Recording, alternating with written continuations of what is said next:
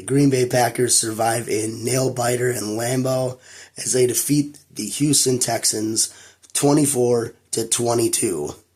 Well, it was supposed to be a whiteout in Green Bay, and it certainly was, with the Green Bay Packers wearing all their new whiteout jerseys, which looked really cool, and the entire attendance of Lambeau Field all wearing white, complete whiteout in Lambeau. But it was about 70 degrees, so it was pretty warm for a whiteout. But the Packers were able to get it done in a really back-and-forth affair between Jordan Love and the Green Bay Packers and C.J. Stroud and the Houston Texans.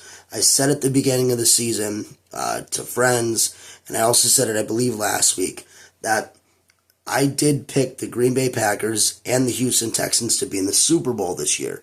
So, did we just watch a Super Bowl preview? I guess we'll find out in a couple months. But as of right now, let's talk about this first matchup between two young titans in the NFL, C.J. Stroud and Jordan Love. And let's start with the Packers on offense. We'll start with Mr. Jordan Love. Jordan Love was 24 of 33 today for 220 yards, 3 touchdowns, and 2 picks.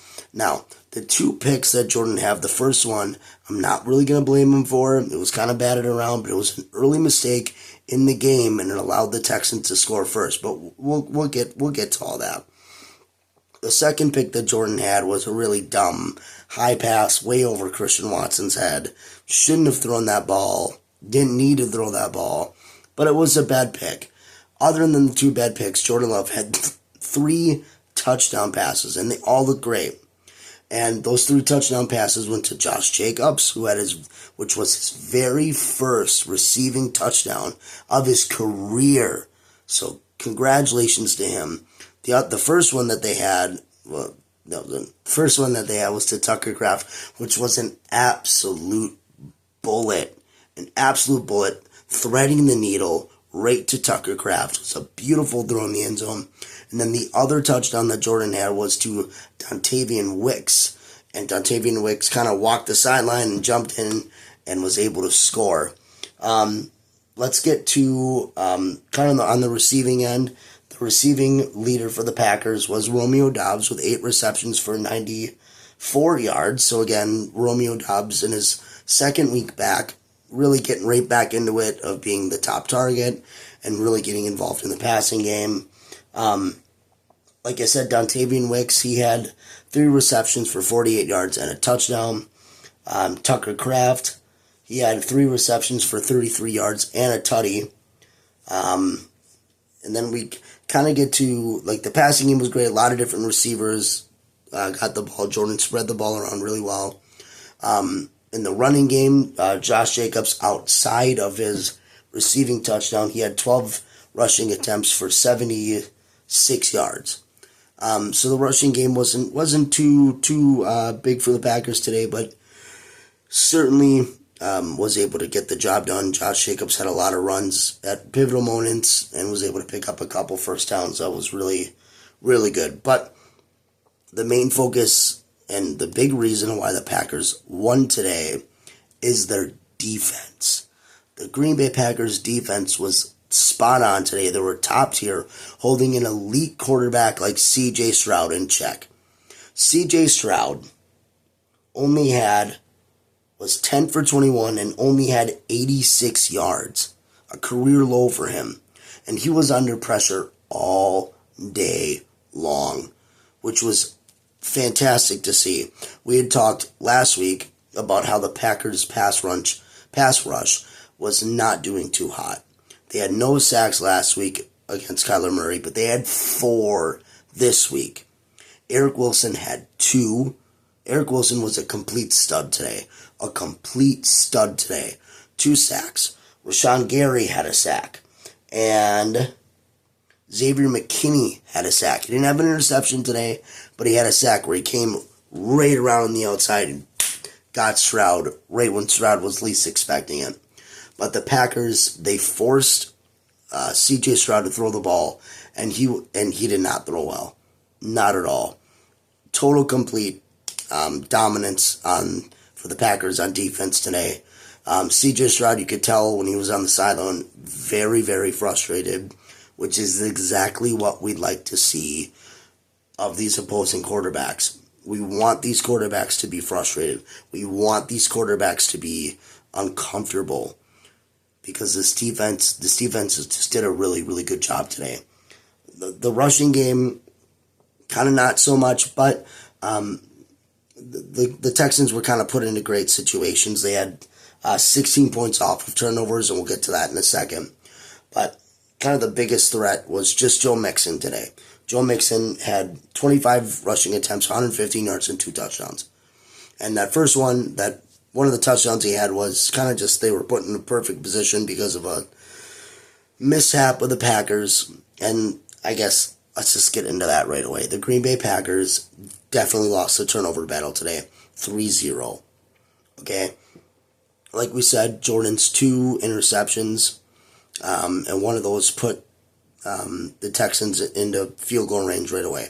And like I said, the Texans had 16 points off turnovers. This should have been a blowout.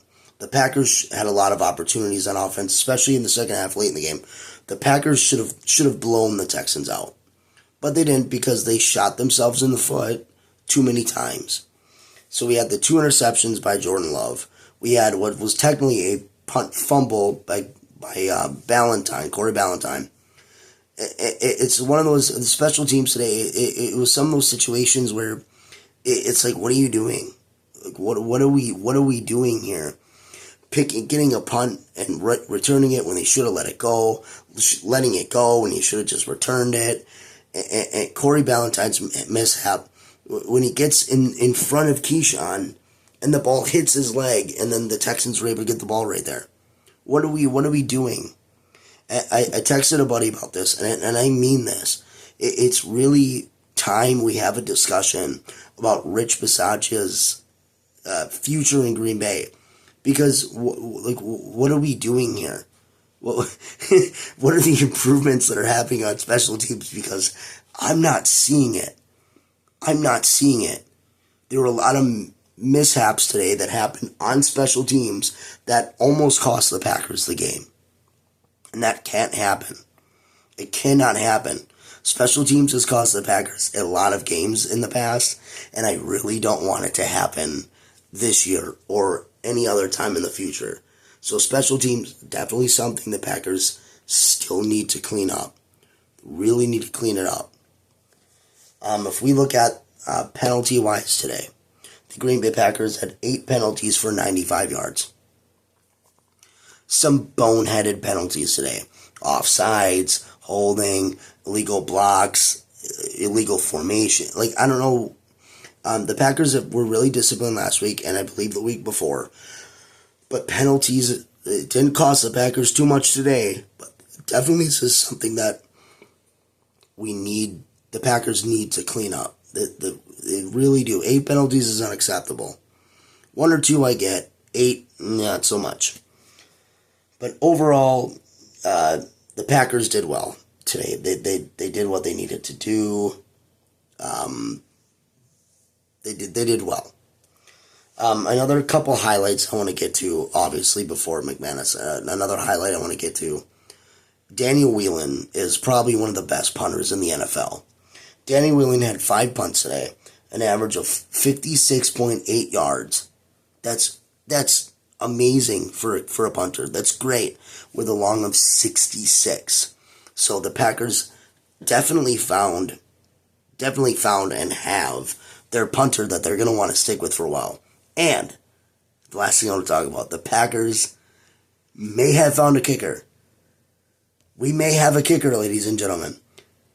And that kicker is Brian McManus, the vet from, I believe he was in Jacksonville, in Denver. He comes into Green Bay earlier this week, comes in and kicks a game-winning field goal in the closing seconds.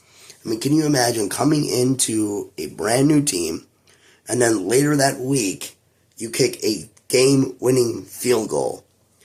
But let's talk about the final drive quickly. The Packers had the ball at their own 30. Couple good passes to Wicks. I believe Kraft had one. Romeo Dobbs. Jordan Love coming out there and doing what he needed to do on the final drive to get the game won, to do what he needed to do, and the Packers survive and they take down the Houston Texans.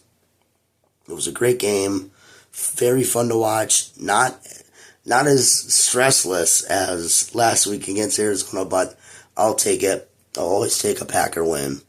But the Packers can build on stuff, fix some stuff, because they go to Florida to play the Jacksonville Jaguars next week. The Jacksonville Jaguars coming off a big win in London against the Patriots. So they're on a high right now. I think it's a game the Packers can win. But Packers do struggle in Florida. I'll say that now, and we all know that. The last time the Packers played in Jacksonville, technically, they got blown out by the Saints. 2 or 3 years ago? I think it was Aaron's last season. No, not Aaron's last season. Season before Aaron's. Either way. So the Packers do struggle in Florida, but this should be a game the Packers can win, because you want to win this game, because the next week after that, we have the Lions in Lambeau. So it's going to get real rough real soon. So I think this is the last game the Packers have that should be a winnable game that they can keep building on. But I think that's all I got to say. Packers win today in whiteout conditions in Lambeau as they defeat the Houston Texans 24-22. And now it's on to Jacksonville next week. Thanks for watching, guys. I'll see you guys next week. And as always, go Pack Go.